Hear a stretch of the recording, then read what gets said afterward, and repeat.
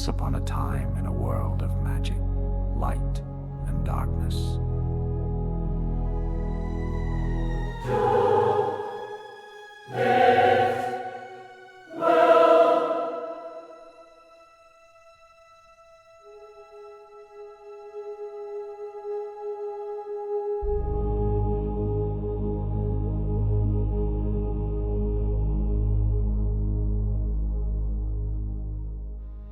The royal palace of Naikamos loomed over the city, a testament to the power and history of the kingdom of Ryos.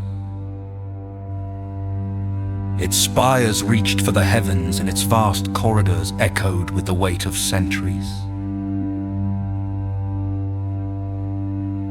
In the heart of this imposing structure lay the throne room, a grand chamber adorned with tapestries of past glories and decorated with gold and gemstones that reflected the flickering torchlight.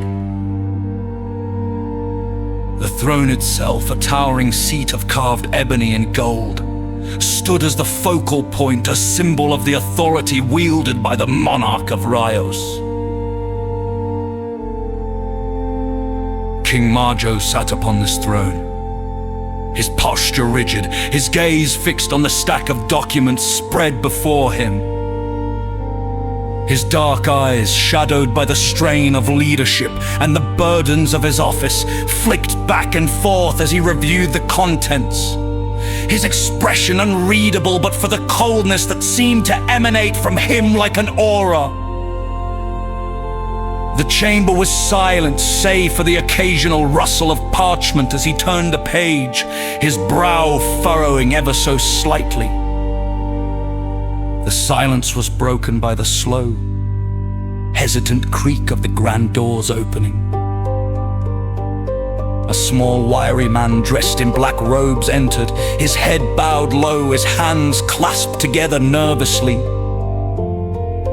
His thin frame seemed almost swallowed by the grandeur of the room as he made his way toward the throne. His steps were soft, tentative, as if he feared that even the sound of his footsteps might disturb the king's concentration. When he reached a respectful distance, he bowed deeply, his voice barely more than a whisper. Your Majesty, it is time for your scheduled meeting with Prince Taka. King Majo did not look up from his documents.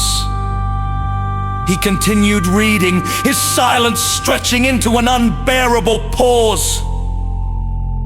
The little man, Laitmos, swallowed nervously, beads of sweat forming on his forehead as he remained bent in his bow, his heart hammering in his chest. Finally, after what felt like an eternity, the king spoke, his voice cold and detached. Reschedule the meeting. He did not look up, his eyes still fixed on the papers before him. Laitmos hesitated, his body trembling as he dared to press further.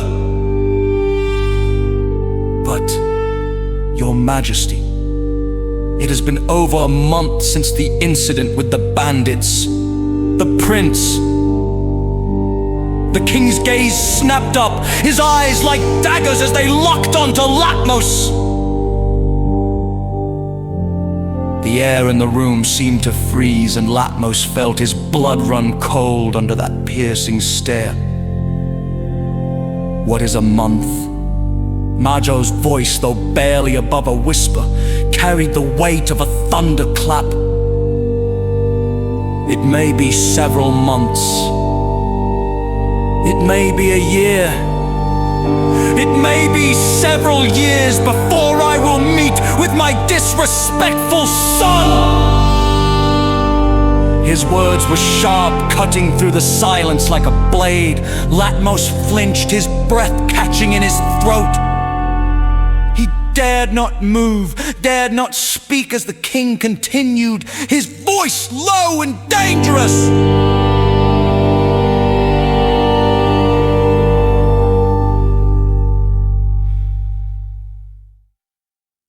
King Majo continued.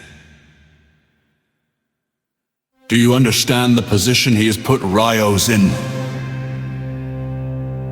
Majo's hands tightened around the documents, his knuckles whitening with the force of his grip. Now we owe a debt to the Order of the Light. Those self-righteous zealots masquerade as holy warriors while amassing power that could rival the armies of any nation. And now, because of Taka's recklessness, they have leverage over us. The king's eyes blazed with fury as he leaned forward, his gaze boring into Laitmos. Do you remember what Cassida did to my father? What they did to the kingdom of Ryos? Laitmos nodded quickly, his head bobbing up and down like a frightened bird. Yes, your majesty, I remember. Majo's lip curled in a sneer of disdain. To owe a debt to an entity as powerful as the Order of the Light is to invite them into our very home. And what of the Order of the Darkness?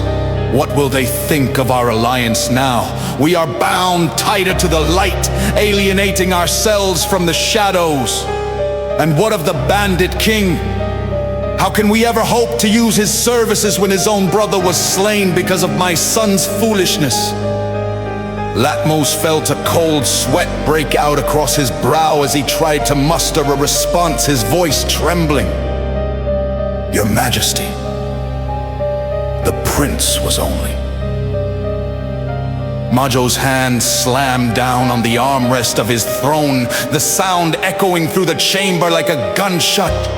There is no such thing as freedom for one such as us, he roared, his voice reverberating off the walls. We are the heads of this kingdom.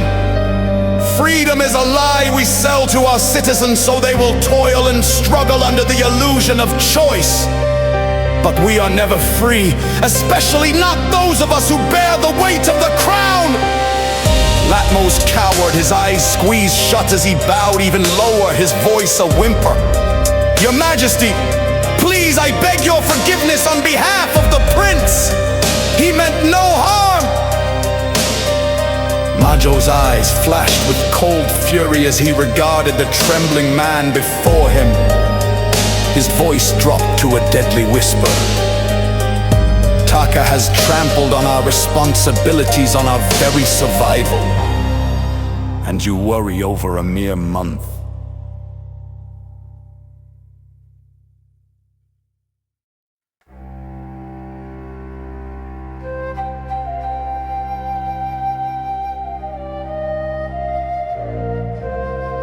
He leaned back in his throne, his expression one of icy disdain. If his mother were alive, do you know what she would have done? His words hung in the air, heavy with unspoken threat. Laitmos shook his head frantically, his eyes shut tight as if he could will himself away from this place, from the king's wrath. No, your Majesty, enough. Majo's voice cut him off, cold and final. He lifted the documents once more, his eyes scanning the words as if Laitmos were no longer even there. The meeting will be rescheduled for some unknown date in the future. You are dismissed. Laitmos bowed so deeply his nose nearly touched the floor. Yes, your Majesty, thank you. Your Majesty. He backed away, his movements stiff and awkward as he retreated from the throne room, his heart pounding in his chest.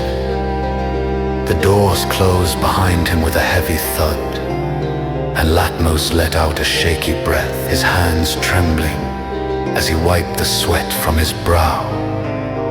He turned, his face pale and drawn, and saw Prince Taka standing in the hallway, his small frame stiff and still, his eyes fixed on the closed doors with a look of resignation.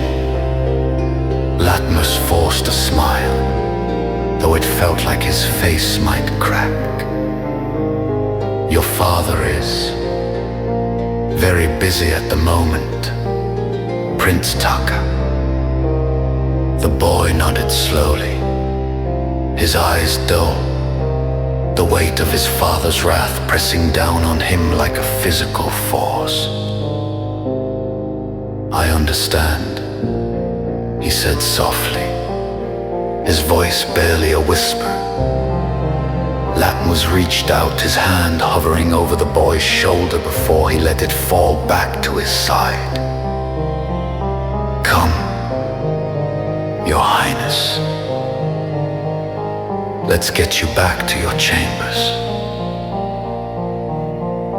Taka turned and began walking down the hallway, his head bowed, his shoulders hunched, as if trying to make himself smaller. Laitmos followed, his heart aching for the young prince, caught in a world where freedom was just a word, and duty was a shackle that bound them all. As they walked away from the throne room, the echo of the king's anger seemed to linger in the air, a reminder that in the world of royalty, every action had consequences, and every choice carried the weight of the crown.